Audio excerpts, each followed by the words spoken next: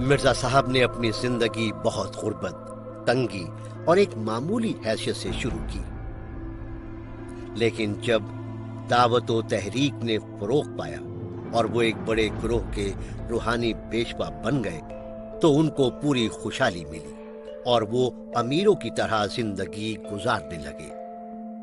اپنے ابتدائی حالات کے متعلق لکھتے ہیں: ہماری معاش اور آرام کا تمام مدار ہمارے والد صاحب کی محض ایک مختصر آمدنی پر منحصر تھا، اور بیرونی لوگوں میں ایک شخص بھی نہیں جانتا تھا، اور میں ایک گمنام انسان تھا جو قادیان جیسے ایران گاؤں میں زاویہ گمنامی میں پڑا ہوا تھا۔ مجھے صرف اپنے دسترخوان اور روٹی کی فکر تھی۔ پھر مرزا صاحب ایک مناظر اور اسلام کے ایک وکیل کے طور پر سامنے آئے۔ انہوں نے چندے کی بھرپور اور جذباتی مہم شروع کی۔ بعض اوقات کوئی دعا کروانے آتا تو اس سے بھی کچھ مطالبہ کر لیتے۔ مسیح موعود اور پھر مستقل پیغمبر بننے کے بعد تو ان نذرانوں میں بہت اضافہ ہوا۔ اگرچہ منی آرڈروں کے ذریعے ہزار روپے آ چکے ہیں، مگر اس سے زیادہ وہ ہیں جو خود مخلص لوگوں نے آ کر دیے، اور جو خطوط کے اندر نوٹ آئے، اور بعض مخلصوں نے نوٹ یا سونا اس طرح بھیجا جو اپنا نام بھی ظاہر نہیں کیا، اور اب تک معلوم نہیں کہ ان کے نام کیا ہیں۔ تحفوں اور نذرانوں کا گویا ایک دریا امنڈ رہا تھا، اور وہ ہزاروں آدمیوں کی روحانی عقیدت کا مرکز بن گئے تھے۔ اس چیز نے مرزا صاحب کی نفسیات میں کئی طرح کی پیچیدگیاں پیدا کی، اور انہوں نے ایسے دعوے بھی کیے جنہیں ایک متکبر شخص کی بہکی باتیں کہا جا سکتا ہے، اور دوسرا انہوں نے اپنے مخالف علماء اور لوگوں کے لیے نہایت سخت زبان استعمال کرنا شروع کر دی۔ ایک حد تک وہ علمی مشکلات کی تعویل کرتے رہتے تھے، لیکن پھر بھی کوئی نہ مانتا تھا تو اسے گالیاں دیتے۔ اس تکبر، بہکے دعووں اور گالیوں کے پیچھے چندوں اور نذرانوں کا سہارا موجود تھا۔ ایک مورخ اور سوانح نگار کے لیے یہ نہایت اہم بات ہے کہ وہ دیکھے کہ مرزا غلام احمد کی زندگی میں جو معاشی انقلاب آیا، اس نے ان کے کردار اور رویے میں کیا تبدیلی پیدا کی، کیونکہ سچے درویشوں اور زاہدوں کی زندگیاں بتاتی ہیں کہ وہ لوگوں کے دیے ہوئے تحائف سے بے نیاز ہوتے ہیں، اور جو کچھ ان کے پاس آتا ہے آگے تقسیم کر دیتے ہیں اور اپنے لیے کچھ نہیں رکھتے۔ لیکن مرزا صاحب کے حالات ہمیں کوئی اور کہانی سناتے ہیں۔ ہمیں ان کی آخری زندگی میں ان کے اور ان کے اہل خانہ کے حالات میں تعیش اور غفلت کے مناظر نظر آتے ہیں، یہاں تک کہ یہ چیز ان کے مخلص ساتھیوں کے لیے بھی اضطراب کا باعث ہوئی، اور دل کی بات زبانوں پر آنے لگی۔ مرزا صاحب کے گھر والوں کا طرز زندگی ان کے راسخ الاعتقاد پیروکاروں کے لیے بھی باعث اعتراض ہونے لگا۔ خواجہ کمال الدین نے ایک روز اپنے مخصوص دوستوں کے سامنے اس بات کا تذکرہ کیا کہ ان کے گھر کی جو خواتین مرزا صاحب کے گھر کی رہائش اور طرز زندگی دیکھ چکی ہیں، وہ اثار و قناعت کرنے اور اپنی ضرورتوں کو کم کر کے جماعت کے لیے روپیہ بھیجنے کے لیے ہرگز تیار نہیں ہیں۔ جماعت احمدیہ کی تاریخ بتاتی ہے کہ مرزا صاحب کے زمانے میں ان کے زیر نگرانی لنگر کا جو انتظام تھا، اس سے بہت سے مخلص احمدی حضرات مطمئن نہ تھے۔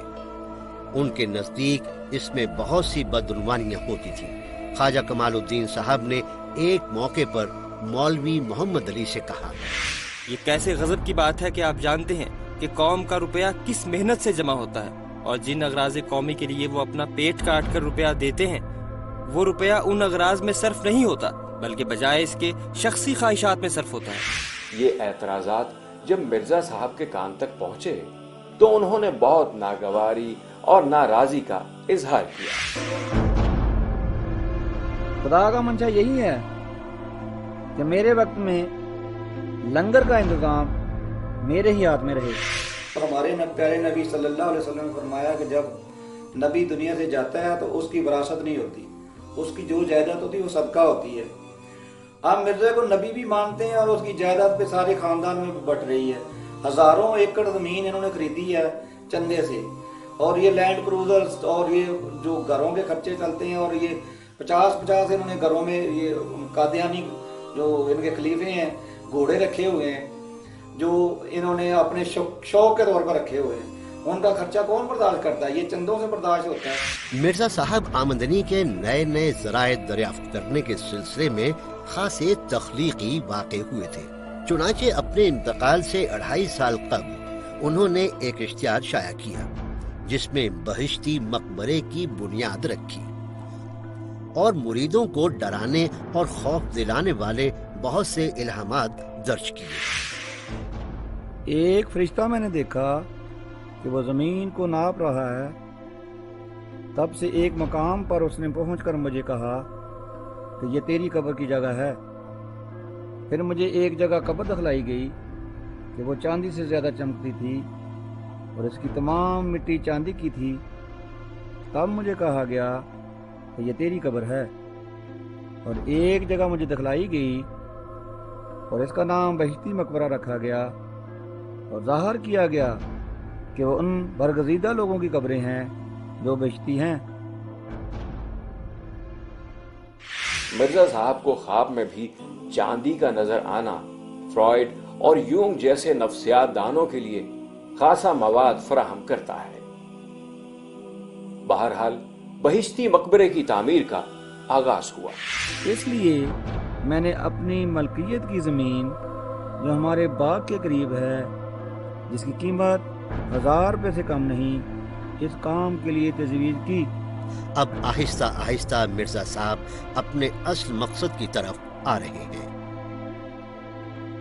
اس قبرستان کی زمینیں موجودہ بطرز چندہ میں نے اپنی طرف سے دی ہے، لیکن احاطہ کی تکمیل کے لیے کسی قدر اور زمین خریدی جائے گی جس کی قیمت اندازاً 1000 روپے ہوگی، اور اس کے خوشنما کرنے کے لیے کچھ درخت لگائے جائیں گے اور ایک کنواں لگایا جائے گا، اور اس قبرستان کے شمالی طرف بہت پانی ٹھہرا رہتا ہے جو گزرگاہ ہے، اس لیے وہاں ایک پل تیار کیا جائے گا، اور ان متفرق مصارف کے لیے 2000 روپیہ درکار ہوگا۔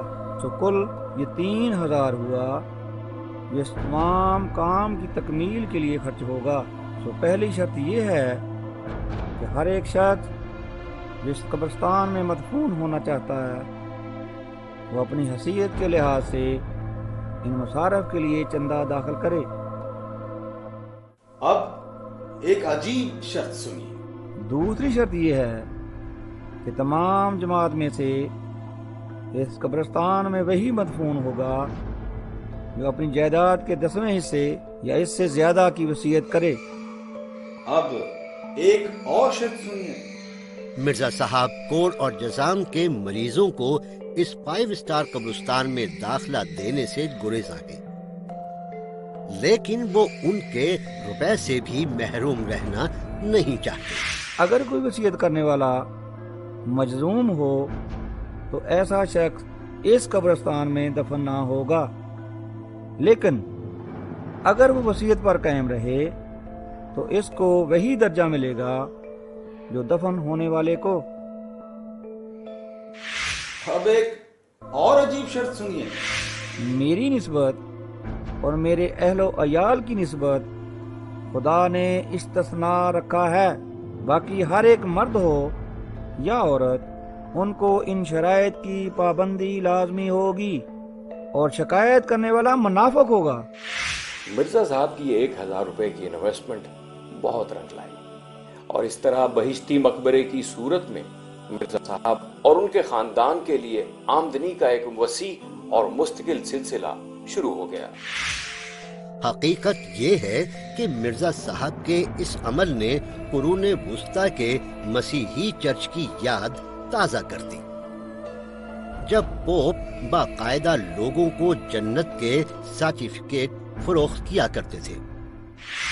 اگر 15 سال کی عمر میں کسی کو یہ بتا دیا جائے اور اس سے وعدہ لیا ہے، ایگریمنٹ سائن کرا لیا جائے کہ اگر تم تمام عمر اپنی آمد کا یہ 10% دیتے رہو گے تو تم بہشتی مقبرہ میں دفن ہوگے اور جنت تمہیں مل جائے گی، سو کون انسان ہے کہ جو اس کے علاوہ کوئی اور بات سوچے گا؟